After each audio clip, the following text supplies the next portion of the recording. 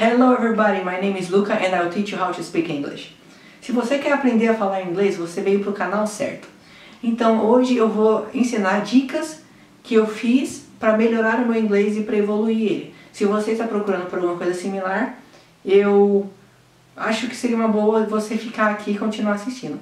Já lembra de deixar o like, se inscrever agora no início do vídeo, que esse vídeo com certeza vai ajudar muitas pessoas. Então, a primeira coisa que eu fiz para me ajudar a melhorar meu inglês, para eu aprender a evoluir, sempre aumentando o meu vocabulário, foi assistir séries e filmes em inglês. Você fala, ai, mas quando eu assisto alguma coisa em inglês me dá dor de cabeça, eu só fico mais confuso, não consigo assistir em nada em inglês. Tenta assistir, nem que seja vídeos do YouTube em inglês, porque às vezes tem vídeos que são de 3 minutos, 4 minutos, e vai sempre aumentando o tanto de tempo. Você vai ver que você vai construir um vocabulário maior, que vai te ajudar para quando você começar a construir suas primeiras frases, ou para você que já sabe como construir frases, para adicionar essas palavras no seu vocabulário. Então galera, a segunda dica que eu vou dar para vocês é uma dica que você pode usar mais quando você tiver um inglês que você já sente confiante em falar. Porque essa segunda dica é falar sempre que possível.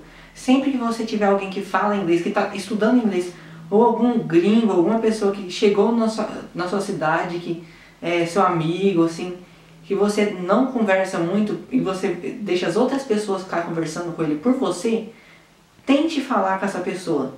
Tente achar pessoas que você consiga falar em inglês, pessoas que podem ser de sua família, seus amigos de trabalho, qualquer pessoa que você conseguir praticar a fala é muito bom, porque ainda mais quando você tem uma pessoa que já é melhor que você, ela vai te instruir a falar certo, porque muitas vezes a gente vai falar coisas erradas. A gente vai usar as letras com um som diferente, porque a gente vai ler como se fosse letras do alfabeto brasileiro, não do alfabeto americano. Então, lembrar sempre falar quando for possível. Então pessoal, agora a terceira dica. Antes da gente começar na terceira dica, lembra que a gente já falou da audição, para ouvir sempre, assistindo séries e tal. A gente já falou sobre a fala, né, que é uma outra prática, e outra que seria a leitura. Praticar sempre ler um pouco, mesmo que seja coisas pequenas. Se você colocar até seu celular em inglês e for colocar nas suas redes sociais, normalmente a mensagem vai aparecer assim, ver tradução. Bem embaixo da mensagem original, que seria em português, porque seus amigos normalmente são mais brasileiros, eu acho. Embaixo teria um ver tradução, e aí apareceria a tradução em inglês se você colocar seu telefone em inglês. E aí você consegue ver a frase em português e em inglês. E isso vai aumentar seu vocabulário também. Então foi uma das coisas que eu usei por um tempo e me ajudou. Outras também seriam ler livros, que ajuda muito. Ler livro é muito bom. Ainda mais livros que você já tinha lido antes. Por exemplo, eu tive uma experiência que eu queria ler um livro que eu já tinha lido muito no Brasil, que era do Diário de um Banana. E esse livro eu já tinha lido várias vezes e eu queria ler quando eu estava na minha escola americana. E eu fui procurar o livro, mas eu não sabia como chamava o nome do livro. Aí eu cheguei na bibliotecária e perguntei, você tem o livro Diary of a Banana? Ela falou, não tô lembrado não. Tá lembrado não? Não, nunca nem vi. Não, temos não, que nunca vi se falar desse livro. Aí eu fui, procurei, e na verdade o nome do livro seria The Diary of a Wimpy Kid, que teria o mesmo sentido de que um bananão, sabe, como se fosse isso, entendeu?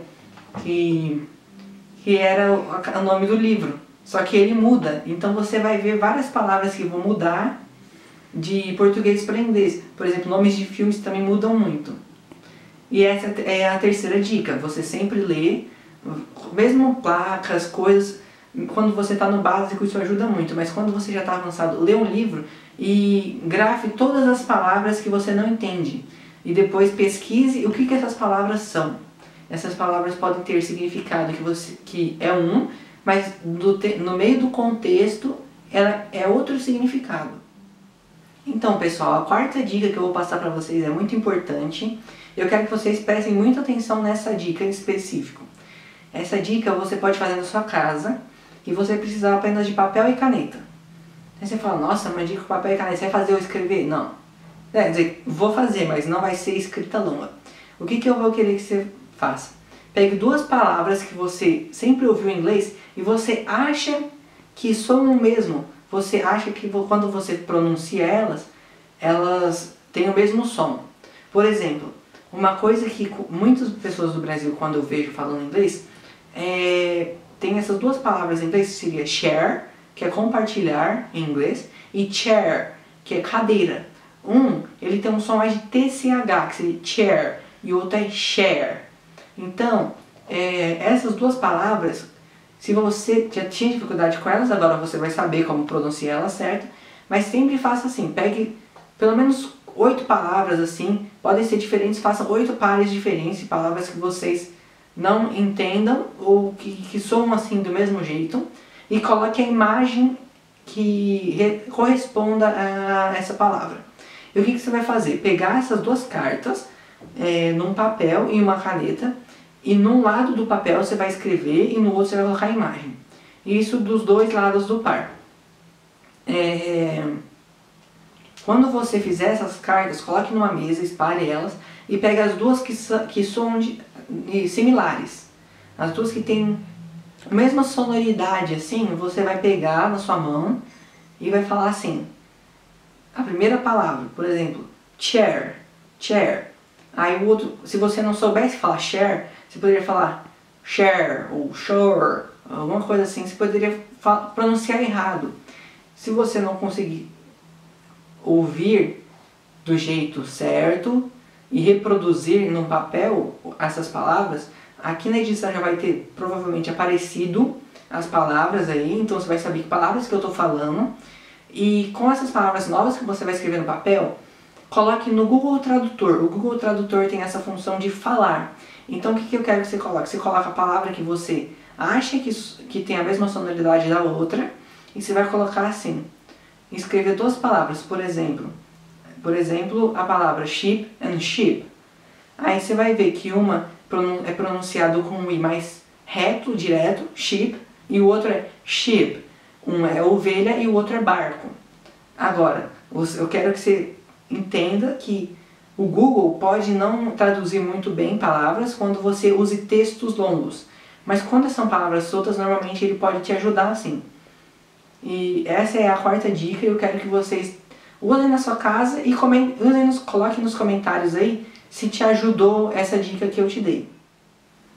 Então, a quinta e última dica que eu vou lhes passar é uma dica que é muito importante. Ela não é só porque é a última que seria a menos importante, e ela, eu acho que foi a que mais me ajudou. Por exemplo, na língua inglesa, a gente tem a palavra her para dela e his para dele. E uma coisa que eu sempre tive dificuldade era que he é ele em inglês e she é ela em inglês. Aí eu lembrava de her, eu via que tinha um H e um E no início da palavra. Aí eu olhava para o he e eu já associava os dois juntos. Só que na verdade é o oposto. His é dele e hers é dela. E para fazer isso fixar dentro do meu cérebro, para eu nunca mais ter que ficar tendo problema com essas palavras, o que eu fiz? Eu usei coisas do cotidiano para me fazer lembrar. Ou às vezes você pode fazer isso fazendo pontes, interligando conexões da língua portuguesa com a inglesa. O que eu fiz? Eu vi hers.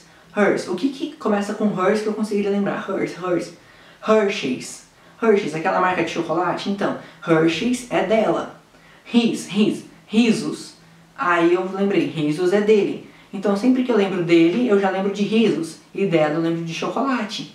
Então isso fez uma conexão no meu cérebro que agora eu nunca mais tive esse problema entre confundir o hers para ele e o his para ela, sendo que é o oposto.